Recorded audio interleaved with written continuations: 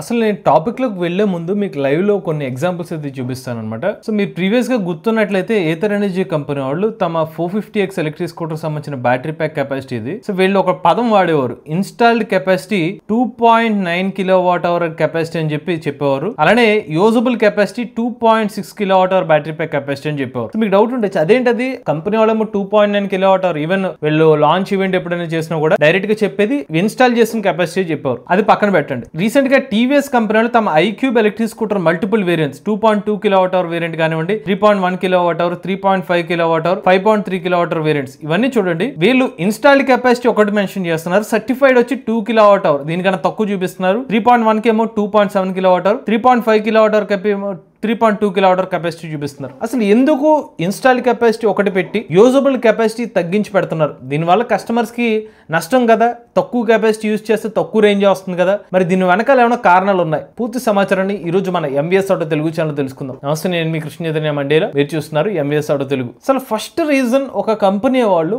ఒక battery pack capacity 3 kWh అని చెప్పి లేకపోతే 4 kWh అని చెప్పి దానికన్నా తక్కువ కెపాసిటీని యూజబుల్ కెపాసిటీకి ఎందుకు పెడతారంటే, ఈ బ్యాటరీ ప్యాక్ ని మన ఎగ్జాంపుల్ గా తీసుకుందాం. కొంత పవర్ ని వీళ్ళు ఏం చెప్తారంటే బఫర్ స్టోరేజ్ అంటారు. సో ఈ బఫర్ స్టోరేజ్ అంటే ఏంటంటే, ఉదాహరణకి ఒక 3 kWh బ్యాటరీ ప్యాక్ కెపాసిటీ, దీని ఇన్స్టాల్డ్ కెపాసిటీ అనుకుందాం. సో దీంట్లో యూజబుల్ వచ్చి ఎంత యూజ్ చేస్తారంటే ఒక 2.7 kWh యూజ్ చేస్తున్నారు. మిగిలినంతా 300 Wh కదా, 300 Wh బఫర్ లో పెడతారు. సో ఈ బఫర్ అంటే నథింగ్ బట్ ఈ ఎనర్జీ కూడా ఉంటుంది. కానీ ఒక బ్యాటరీ యొక్క సేఫ్టీ కోసం కంపెనీ వాళ్ళు ఏం చేస్తారంటే, ఆ బ్యాటరీ లైఫ్ లాంగ్ ఎక్కువ లైఫ్ కావాలనే ఉద్దేశంతో కొంత ఎనర్జీని బఫర్ లో పెడతారు. ఎందుకు అసలు బఫర్ లో పెట్టాల్సిన అవసరం ఏంటంటే, ఒక కస్టమర్ ఉన్నారు, ఆ వెహికల్ ని ఛార్జ్ చేశారు. ఛార్జ్ చేసిన తర్వాత 0% వరకు కంప్లీట్ గా 100% పెట్టిన వ్యక్తి దాన్ని 0 వరకు డిశ్చార్జ్ చేస్తారు అనుకుందాం. అప్పుడు ఏమవుతుందంటే, లోపల అయాన్స్ మూవ్మెంట్ ఏదైతే ఉంటుందో దాని మీద ఇంపాక్ట్ పడుతుంది అనమాట. దాని యొక్క రీగైన్ కెపాసిటీ, మీరు ఛార్జ్ చేసినప్పుడు ఛార్జ్ అవ్వడం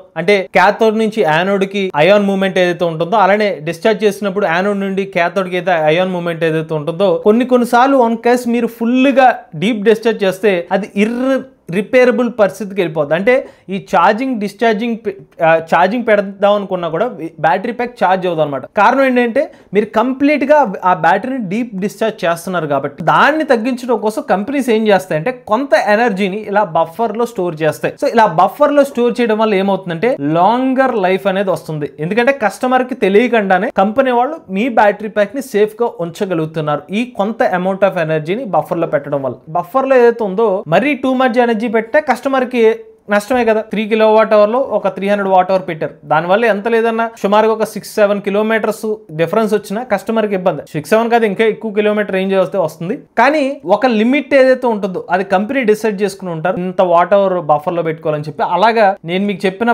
బఫర్ స్టోరేజ్ ఏదైతే ఉందో, నాట్ ఓన్లీ మీకు ఎంత చూపించిన టీవీఎస్ కానీ ఏతర్ కానివ్వండి, ఓలా కానివ్వండి, లేకపోతే బజాజ్ కానివ్వండి, లేకపోతే బీగాస్ కానివ్వండి, ఆంపియర్ కానివ్వండి, ఇలా ఏ ఎలక్ట్రిక్ 2-wheeler కంపెనీ అని తీసుకోండి, వాళ్ళు కొంత అమౌంట్ ఆఫ్ ఎనర్జీని బఫర్ స్టోరేజ్ లో అయితే పెడతారు. దానికి ఫస్ట్ కారణం గుర్తుపెట్టుకోండి, ఆ బ్యాటరీ యొక్క లాంగర్ లైఫ్ కోసం కంపెనీ వాళ్ళు అలా చేస్తారు. రెండో పాయింట్ చూసుకున్నట్లయితే, మీరు ఎప్పుడైతే కంపెనీ వాళ్ళు ఇలా బఫర్ లో కొంత ఎనర్జీని స్టోర్ చేయడం వల్ల కంపెనీకి వారంటీ క్లెయిమ్స్ అనేవి తగ్గుతాయి అనమాట. జస్ట్ ఇమాజిన్ చేసుకోండి, ఒక కంపెనీ వాళ్ళకి ఎటువంటి బఫర్ లేదు, కస్టమర్ తెలియకుండానే కొన్నిసార్లు డీప్ డిశ్చార్జ్ లోకి వెళ్ళిపోతుంది. అప్పుడు కంపెనీ వాళ్ళు ఇచ్చే బేసిక్ వారంటీ ఎంత, మినిమం కంపెనీ వాళ్ళు ఎంత ఇస్తున్నారు, ఒక 3 years వారంటీ ఇస్తున్నారు, లేకపోతే 30,000 kilometers అను 50,000 kilometers వారంటీ అనేది ఇస్తున్నారు. ఇటువంటి టైంలో ఒకవేళ కస్టమర్ తెలియక పొరపాటు వల్ల డీప్ డిశ్చార్జ్ పదే చేయడం వల్ల ఆ బ్యాటరీ సెల్స్ ని మనం చార్జ్ చేయలేని పరిస్థితికి వెళ్ళిపోతే అప్పుడు ఏమవుతుంది, కంపెనీకి ఎక్కువ ఇబ్బంది పడుతుంది కదా. సో దాని వల్ల కంపెనీస్ ఏం చేస్తారంటే, కొంత అమౌంట్ స్టోరేజ్ ని బఫర్ లో పెడతారనమాట. ఎప్పుడైనా సరే మీకు యూజబుల్ కెపాసిటీ తక్కువ ఇచ్చారంటే దాని అర్థం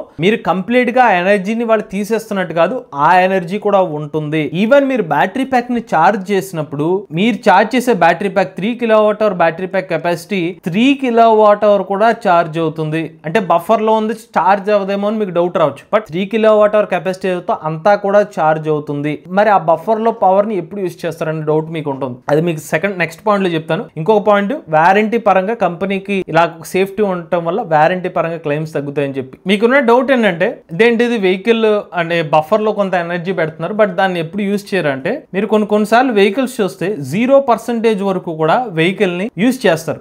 బట్ 0% వచ్చినా కూడా వెహికల్ ఎందుకు మూవ్ అవుతుందంటే మీరు 0% వరకు యూజ్ చేసేటప్పుడు వీళ్ళ యూజబుల్ కెపాసిటీ అక్కడతో అయిపోతుంది అనమాట. 3 kWh లో ఎగ్జాంపుల్ తీసుకుంటే ఒక 2.7 kWh కెపాసిటీ యూజబుల్ కెపాసిటీలో ఉంది. అది అయిపోగానే 0% మీకు డిజిటల్ మీటర్లు 0% చూపిస్తుంది. బట్ అయినా మీకు వెహికల్ ఎందుకు మూవ్ అవుతుందంటే అక్కడ నుంచి మీకు మిగిలిన బఫర్ లో ఉన్న ఎనర్జీని కూడా మీరు యూజ్ చేసుకుంటారు. అంటే మిగిలిన ఒక 300 Wh కెపాసిటీ ఏదైతే ఉంటుందో దాని నుంచి 0% వచ్చిన తర్వాత కూడా 2 kilometers 3 kilometers రేంజ్ తిరుగుతారో అదే బఫర్ నుంచి మీరు యూజ్ చేసే ఎనర్జీ. అలాంటి బఫర్ లో మొత్తం 300 లేకపోతే 400 Wh కొన్నిసార్లు 500 Wh కెపాసిటీ ఉన్నప్పుడు అంతా కూడా మరి 0% వచ్చిన తర్వాత కంప్లీట్ యూజ్ చేస్తారంటే దానికి కూడా కొంత మేరకు లిమిట్ అయితే ఉండొచ్చు.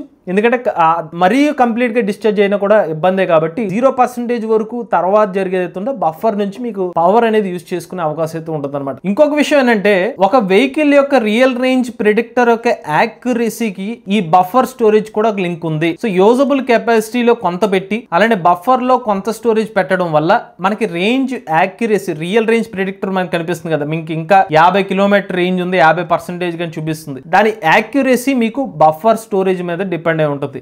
ఎందుకంటే ఒక కంపెనీ వాళ్ళు డైరెక్ట్ గా 3 kWh కెపాసిటీకో 4 kWh కెపాసిటీకో మొత్తం అంతా కూడా ఇచ్చేసారు యూసేజ్ కింద, ఏది కూడా బఫర్ లో పెట్టలేదు అనుకోండి. అప్పుడు ఏమవుతుంది 100 kilometers రేంజ్ 100 అని చెప్పినప్పుడు ఇన్ కేస్ ఆ బ్యాటరీ సెల్స్ లో ఏమైనా ఇంబ్యాలెన్స్ జరిగింది అనుకోండి, వీళ్ళకి ఒక 5% ఉన్నప్పుడే ఇంకా రేంజ్ చూపించి కూడా సడన్ గా బ్యాటరీ డ్రాప్ అయిపోతే ఏమవుతుంది ఆ కంపెనీకి ఇబ్బందే, కస్టమర్స్ కూడా ట్రస్ట్ వాల్యూ అనేది తగ్గిపోతుంది. ఎప్పుడైతే ఒక బఫర్ లో ఎనర్జీ ఉంటే ఈవెన్ అక్కడ 0% ఉన్నా కొంత ఎనర్జీ ఉంటుందిగా, ఈ 2.7 kWh లేకపోతే మీరు ఏదైతే యూజబుల్ కెపాసిటీలో నుంచి కూడా ఎనర్జీ కనుక తగ్గిపోతే అప్పుడు ఏమవుతుంది రియల్ రేంజ్ ప్రిడిక్టర్ లో ఇంకా 0కి వచ్చేస్తుంది. కానీ మీకు రియల్ రేంజ్ ప్రిడిక్టర్ లో ఇంకా కొంత రేంజ్ ఉంది, బట్ ఈ లోపల మీకు యూజబుల్ కెపాసిటీలో కొంచెం ఎనర్జీ అడిషనల్ గా ఖర్చు అయిపోతే బఫర్ నుంచి మీకు యాడ్ అవుతుంది. కాబట్టి అలా కూడా మీకు రియల్ రేంజ్ ప్రిడిక్టర్ అనేది మోస్ట్లీ యాక్యురేట్ గా కనిపించే అవకాశం ఉంటుంది. బట్ కొన్నిసార్లు మీరు గమనించే ఉంటారు కొన్ని వెహికల్స్ రియల్ రేంజ్ ఎంత చూపిస్తుంది సడన్ గా డ్రాప్ అయిపోతూ ఉంటుంది అనమాట. రియల్ రేంజ్ ప్రిడిక్టర్ యొక్క యాక్యురసీ కూడా బఫర్ లింక్ అయితే ఉంటుంది అనమాట.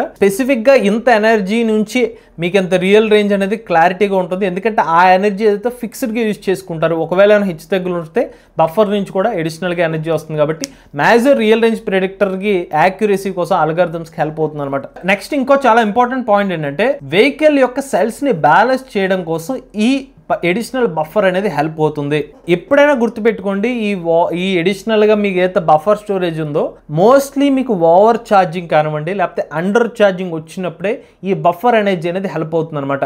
సో ముఖ్యంగా ఈ అండర్ ఛార్జింగ్ అంటే 0% లాగా వెళ్ళిపోయింది అనుకోండి, అప్పుడు ఏమవుతుందంటే BMS ఈ ఎడిషనల్ ఏదైతే ఒక 300 Wh కెపాసిటీ ఉందో లేకపోతే మీరు బఫర్ లో పెట్టిన ఎనర్జీ అమౌంట్ ఏదైతే ఉందో ఆ ఎనర్జీని యూజ్ చేసుకుని ఇతర సెల్స్ ని బ్యాలెన్స్ చేస్తుంది. ఒక లిథియం సెల్ ఏదైతే ఉందో ఆ సెల్ యొక్క 3.7 వోల్టేజ్ అని చెప్తూ ఉంటారు. బట్ అది దానికి కూడా కొన్ని థ్రెషోల్డ్ లిమిట్స్ ఉంటాయి. ఒక 2.4 volts అనే 2.5 volts ఆ మినిమం వోల్టేజ్ కన్నా తక్కువగా డ్రాప్ అవుతే ఆ సెల్ మళ్ళీ పనిచేయకుండా పోయే అవకాశం ఉంటుంది. అందుకనే ఎప్పుడైతే ఈ సెల్స్ లో ఒక బ్యాటరీ ప్యాక్ లో ఉన్న సెల్స్ మీరు కంప్లీట్ గా డీప్ డిశ్చార్జ్ చేసిన టైంలో వాటిని మళ్ళీ బ్యాలెన్స్ చేయడం కోసం BMS ఈ అడిషనల్ గా బఫర్ లో ఉన్న ఎనర్జీ స్టోరేజ్ ని యూజ్ చేసుకుని ఈ సెల్స్ ని మళ్ళీ బ్యాలెన్స్ చేయడానికి హెల్ప్ చేస్తుంది. ఇక్కడ BMS అడిషనల్ గా కన్సంప్షన్ చేయదు, ఈ సెల్స్ ని బ్యాలెన్స్ చేయడం కోసం యూజ్ చేసుకుంటుంది. బట్ మీకు డౌట్ ఉండొచ్చు మరి BMS బఫర్ నుంచి పవర్ యూజ్ చేసుకోదంటే బఫర్ నుంచి కూడా పవర్ యూజ్ చేసుకుంటుంది. వన్స్ ఫుల్ ఛార్జ్ చేసినప్పుడు BMS అనేది కొంత మేరకు బ్యాటరీ పవర్ నుంచి సెల్స్ నుంచి కొంత పవర్ యూజ్ చేసుకుంటుంది. కంప్లీట్ గా డ్రైన్ అయిపోతే కొంత చాలా తక్కువ మిల్లీ యాంప్స్ లో కొంత ఎనర్జీని మాత్రమే తీసుకుని సెల్స్ ని బ్యాలెన్స్ చేయడం కోసం ఆ పవర్ అనేది యూజ్ చేసుకుంటుంది. నెక్స్ట్ చూసినట్లయితే ఈ అడిషనల్ పవర్ ఏదైతే ఉందో యూజబుల్ కెపాసిటీలో కొంత ఎనర్జీ ఉండడం వల్ల ఉపయోగం ఏంటంటే మీ బ్యాటరీ ప్యాక్ కొంచెం సేఫ్ గా ఉంటుంది, కూల్ గా ఉంటుంది. అంటే కూల్ గా ఉండాలంటే ఖచ్చితంగా కూల్ గా ఉంటుందని కాదు, ఎప్పుడైతే కొంత ఎడిషనల్ ఎనర్జీ బఫర్ లో ఉంటుంది కాబట్టి ఈ వెహికల్ ఏదైతే ఉంటుందో రన్ అయ్యే టైంలో ఇంతే ఎనర్జీ అని చెప్పి BMS కి ఒక సూచన అయితే ఉంటుంది. సో దీనివల్ల ఏంటంటే మీకు లైఫ్ సైకిల్స్ అనేది ప్రాపర్ గా ఉంటుంది, ఇంత ఎనర్జీ మాత్రమే కన్సంప్షన్ ఉంటుందనే ఒక క్లారిటీ BMS కూడా ఉంటుంది. కాబట్టి ఆ పవర్ ఏదైతే ఉంటుందో దానికి తగ్గట్టుగా మీకు ఎడిషనల్ పెరిఫెరల్స్ లైక్ మోటార్ కానివ్వండి లేకపోతే మనకి డీసీ టు డీసీ నుంచి వచ్చే లైట్స్ కానివ్వండి, హార్న్ కానివ్వండి, అది ఈక్వల్ గా స్ప్రెడ్ చేస్తూ ఉంటుంది. ఇక అన్నిటికన్నా ముఖ్యమైన పాయింట్ ఏంటంటే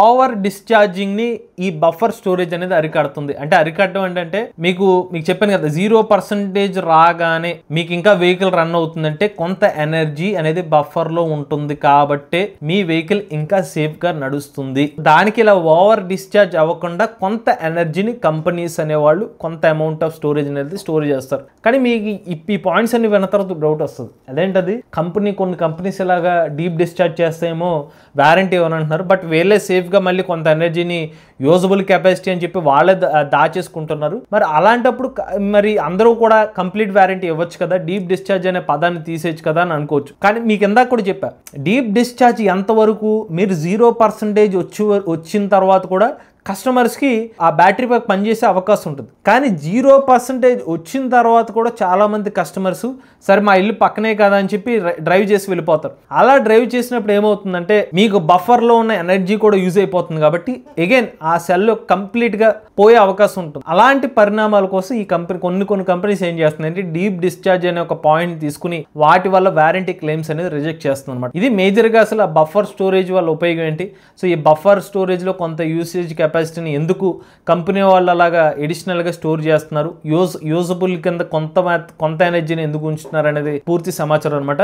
అగైన్ ఈ యూజబిలిటీ కెపాసిటీ అనేది కంపెనీని బట్టి మారచ్చు. మీకు కొన్ని ఎగ్జాంపుల్స్ చెప్పొచ్చు. ఒక కంపెనీ వాళ్ళు ఇలాగే కంపెనీ వాళ్ళు లాంచ్ చేసినప్పుడు 100 కిలోమీటర్స్ రేంజ్ అని చెప్పారు. ఆ తర్వాత మళ్ళీ రేంజ్ ని ఒక 10 కిలోమీటర్స్ పెంచారు, సేమ్ బ్యాటరీ ప్యాక్. ఇక్కడ ఏమవుతుంది, వాళ్ళు బఫర్ స్టోరేజ్ ని ఇనీషియల్ గా ఎక్కువ పెట్టారు, తర్వాత వాళ్ళు అనుకున్న టైంలో ఆ బఫర్ స్టోరేజ్ తగ్గించారు. దానివల్ల ఏమైంది, కంపెనీ వాళ్ళు అదే బ్యాటరీ ప్యాక్ తో ఒక చిన్న సాఫ్ట్వేర్ అప్గ్రేడ్ ద్వారా కస్టమర్ కి రేంజ్ పెంచగలిగారు. యూజబుల్ కెపాసిటీని కొంచెం డిఫరెన్షియేట్ చేసి బఫర్ స్టోరేజ్ తగ్గించడం ద్వారా రేంజ్ ని కూడా ఇంప్రూవ్ చేశారు అన్నమాట. సో ఇది కొంతమంది కంపెనీస్ కూడా వాళ్ళ ప్రాక్టీస్ అయితే చేస్తున్నారు. అలానే బఫర్ స్టోరేజ్ లో ఏదైతే కొంచెం ఎనర్జీ మిగిలి ఉంటుందో అది కూడా మీరు వెహికల్ ని డిశ్చార్జ్ బ్యాటరీ ప్యాక్ ని ఛార్జ్ చేసి డిశ్చార్జ్ చేస్తున్న టైంలో ఆ అయాన్స్ కూడా అది కొంచెం ఛార్జ్ అవ్వడం డిశ్చార్జ్ అవ్వడం అనేది జరుగుతుంది. అది ఎప్పటికీ కొత్త ఆ ఎనర్జీని అలాగే మిగిలిపోవడం కాదు, అది అయాన్ మూవ్మెంట్ అనేది బఫర్ స్టోరేజ్ కాస్త మళ్ళీ యాక్టివ్ స్టోరేజ్ లోకి రావడం, యాక్టివ్ స్టోరేజ్ కదా బఫర్ స్టోరేజ్ లోకి కూడా వెళ్తుంది అనమాట. ఇది ఓవరాల్ గా అసలు కంపెనీస్ ఎందుకని కొంత కెపాసిటీని యూజబుల్ కెపాసిటీ కిందని కొంత కెపాసిటీని ఎందుకు వాడకుండా ఉంచుతుంది అనేది పూర్తి సమాచారం. మీరు కూడా ఎలక్ట్రిక్ వెహికల్ ఉపయోగిస్తున్నది మీ ఓనర్షిప్